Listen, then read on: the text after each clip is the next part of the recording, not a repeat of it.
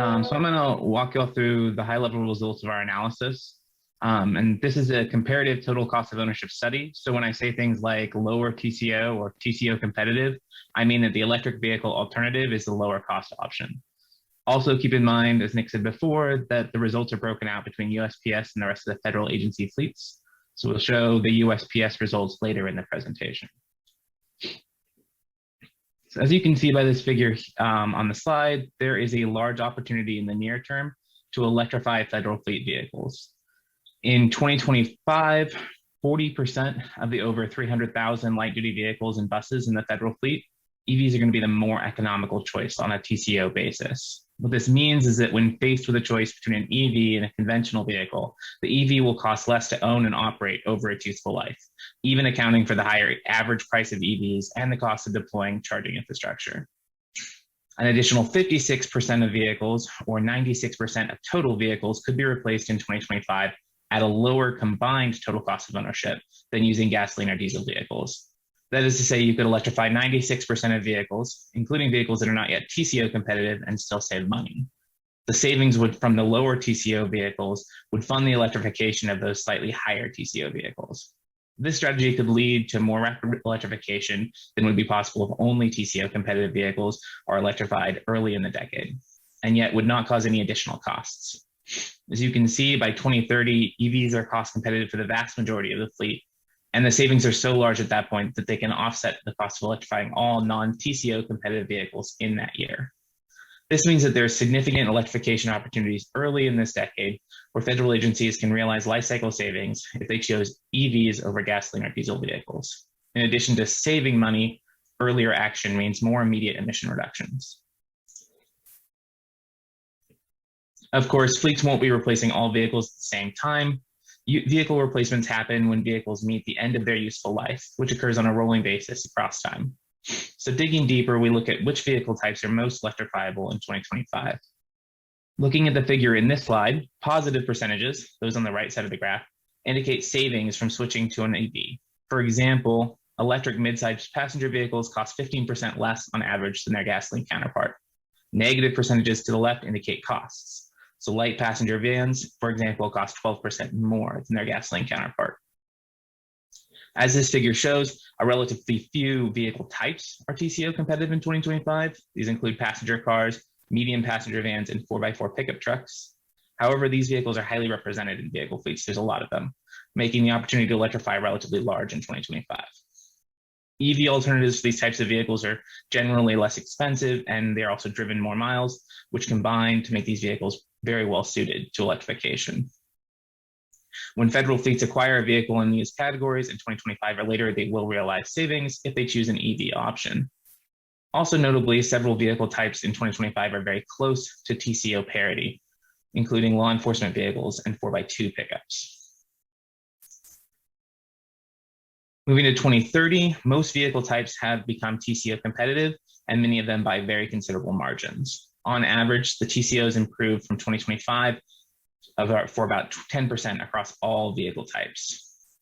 Those TCO improvements are driven by declines in the upfront costs of vehicles, which are in turn driven by large improvements in EV technology. As Nick mentioned before, we use the DOE's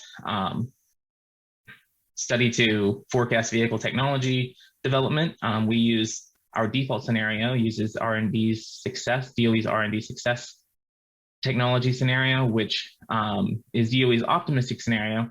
But given the recent history in which EV developments have consistently outpaced expectations, we believe it represents a reasonable or even conservative course of technology development. As you can see, the potential for cost savings are large. In 2025, if all TCO competitive vehicles were to be replaced, choosing an EV for those vehicles would net over $300 million in savings over the vehicle's useful lives.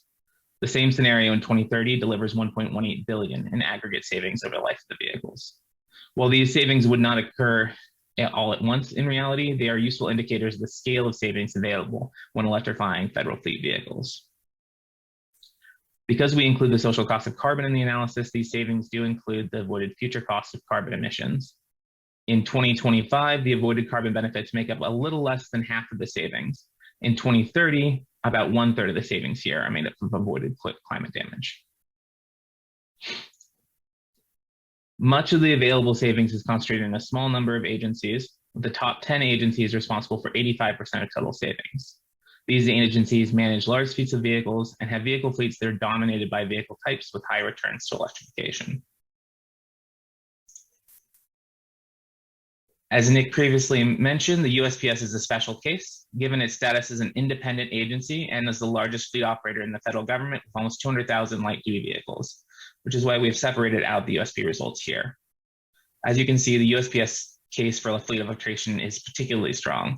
Electrifying the USPS fleet produces savings much larger than the rest of the federal fleet, at $2.9 billion in 2025 and $4.6 billion in 2030. The bulk of these savings are driven by the electrification of long life vehicles, otherwise known as a standard mail truck, which currently make up 87% of the USPS vehicle fleet, and where EVs considerably outcompete conventional vehicles on a TCO basis.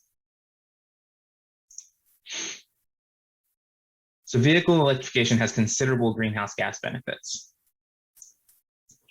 We see that by 2030, the GHG benefits from non-USPS fleets are almost 8 megatons. That's million metric tons over the course of the vehicle's life. That's an equivalent of nearly 1 million of households' annual energy use emissions. For USPS, the emission savings are even higher, and you might note here that the emissions decline for 2030 for USPS, but this is primarily just an artifact of the drive model. We cannot forecast grid electrification reductions or grid emissions past 2030. So electrical grids across the country will get cleaner and emissions will fall, but diesel and gasoline vehicle emissions will stay constant. This shows up in the USPS analysis because there are just fewer additional vehicles to electrify in 2030 relative to the rest of the federal fleet. The story on air quality emissions is a bit more complicated. PM 2.5 emissions, which are small particulates that are breathed deep into the lungs and cause significant health damage and even premature death, are reduced due to the conversion to EVs. Moreover, those emissions that remain are emitted from power plants, which are typically further removed from populations and sensitive receptors such as daycares or schools, than on-road emissions from the tailpipes of combustion vehicles. And so they cause less damage on average. There are also significant reductions in NOx emissions in the electrification scenario. However, we do find an increase in sulfur dioxide emissions in the electrification scenario. This is due to the high sulfur emission rates from coal power plants, which still make up a significant fraction of our electricity grid. They cause more emissions than desulfured gasoline and diesel. However, as coal begins to phase out or continues to phase out, these emissions will fall over time. While we did not fully model the air quality impacts of the fleet conversion, this would have required geographic precision and computer modeling outside of the scope of the study. The benefits caused by reductions in PM 2.5 and NOx will more than offset the damage, any damage caused by additional sulfur emissions.